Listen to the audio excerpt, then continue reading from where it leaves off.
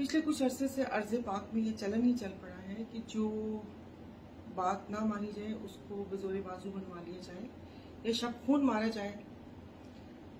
जो कुछ मुल्क में हुआ वो एक लंबी बहस है, पर इसी बीच में हमारे सिंध के लोगों के हकूक के ऊपर शब खून मारने की तैयारी भी हो गई।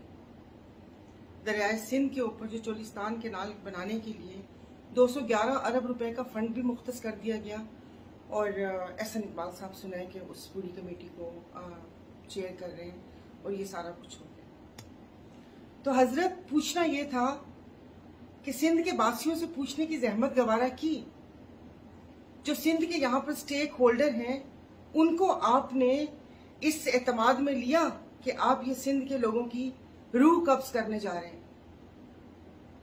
हैरत होती है मुझे। दरियाए सिंध जो हम लोगों का इन्हिसार ही ज़रात के ऊपर है। वैसे तो बचपन से सुनते आए हैं कि ज़रात रीढ़ की हड्डी है, लेकिन आप लोगों ने रीढ़ की हड्डी के ऊपर ही ज़रब लगा दी। और जब रीढ़ की हड्डी नहीं हो तो फिर तो वो कहते हैं ना कि बाकी जिंदगी के जो भी काम काज है वो भी इंसान करने के काबिल नहीं रहता। तो जो हमारा जो इन्हिसार है वो ज़रात के ऊपर है। हमारे माल मवेशी, पीने का पानी, हर चीज उस दरियाए सिंध से आती है। हम लोग तो वैसे ही टेल पे बैठे हुए, क्या वो सांगड़ हो, उमरकोट, मीरपुर खास, बदीन, ठट्ठा, यहां पर तो पानी वैसे ही काम आता है।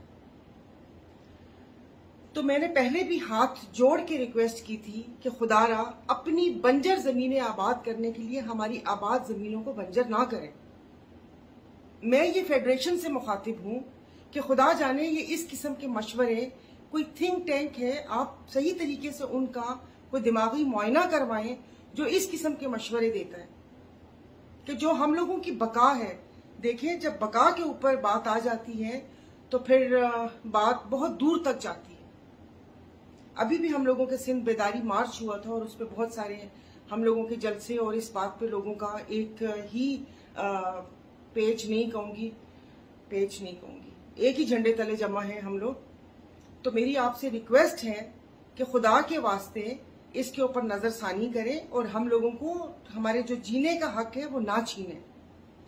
क्योंकि अब ये जिस तरीके से ये तहरीक चल पड़ी है और अगर अपनी इस बात के ऊपर बजोरे बाजू और ताकत के जोर के ऊपर कायम रहेंगे तो फिर जाहिर है फिर ये तहरीक रुकेगी नहीं।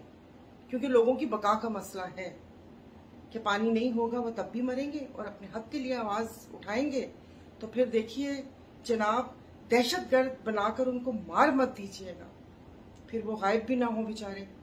तो मेरी आपसे हाथ जोड़ के इल्तिजा है और मैं अपनी पीपल्स पार्टी से भी रिक्वेस्ट करती हूँ कि खुदा के वास्ते इस चीज के ऊपर सियासत को साइड पे रखें और ये हमारे सूबे सिंध की धरती, सिंध दरिया, इसका मसला है। इसके ऊपर हम सब लोगों को एक होना पड़ेगा। क्योंकि सिंध में तो पहले ही इतनी, आप सांगड़ की गैस को ले लीजिए कि सांगड़ की गैस, जब कोई एक खबर आती है, न्यूज आती है कि सांगड़ में एक नया गैस का जखीरा या खैरपुर की तरफ आया, तो एक वो कहते हैं ना तंजिया सी हंसी होठों पर आती है कि ये तो पंजाब को खुशखबरी दें, आप हमें क्यों खुशखबरी दे रहे हैं। क्योंकि इन गैस कंपनीज ने ये जितने भी गैस के जखायर जो पीपीएल और बाकी सब वो हैं, उन्होंने तो मेरे इलाके में सिर्फ मौत बांटी है। वहां पर पानी जहरीला हो गया है, वहां पर कैंसर, वहां पर दूसरे अमराज, वहां पर लोगों का जीना मुहाल हुआ है, लेकिन कोई पुरसाने हाल नहीं है। उनको कुछ कहने वाला भी नहीं है कि वो कहते हैं कि